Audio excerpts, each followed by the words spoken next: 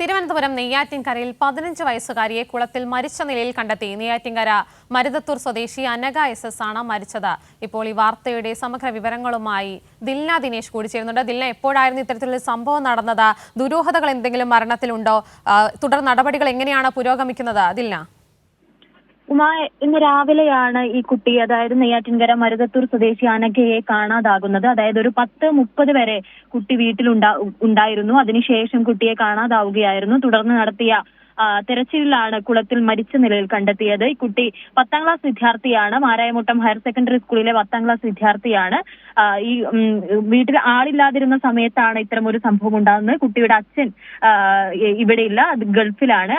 വീട്ടിൽ അമ്മയും കുട്ടിയും മാത്രമായിരുന്നു ഉണ്ടായിരുന്നത്. 10:30 വരെ കുട്ടി വീട്ടിലുണ്ടായിരുന്നു. ഈ മരണത്തിൽ ഇപ്പോൾ ദുരൂഹത ആരോപിക്കുന്നുണ്ട് കുടുംബം. അതായത് ഈ മരിച്ച നിലയിൽ കാണപ്പെട്ട കുളത്തിന് വലിയ തരത്തിലുള്ള ആഴമില്ല. അതുകൊണ്ട് തന്നെ ഒരു പ്രാഥമികമായി ആത്മഹത്യയാവാനാണ് സാധ്യത എന്നാണ് പോലീസിന്റെ നിഗമനം. ഇപ്പോൾ മൃതദേഹം നെയ്യാറ്റിൻകര ആശുപത്രിയിലാണുള്ളത്.